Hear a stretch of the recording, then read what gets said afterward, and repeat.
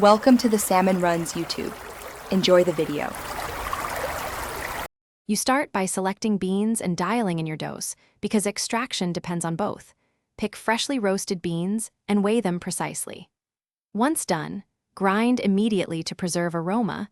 You want a consistent particle size so water extracts evenly.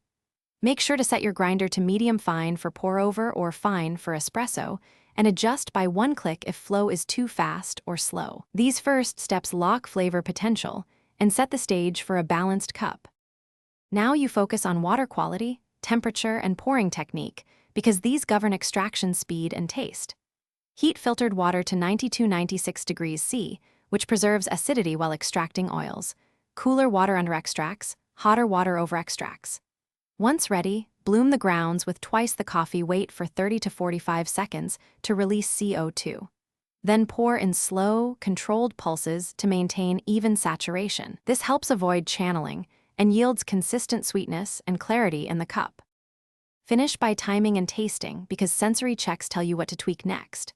Stop the brew when you hit the target, about 2.5 to 3.5 minutes for pour-over, 25 to 30 seconds for espresso. Taste for balance, acidity, sweetness, bitterness, and adjust grind size or brew ratio accordingly.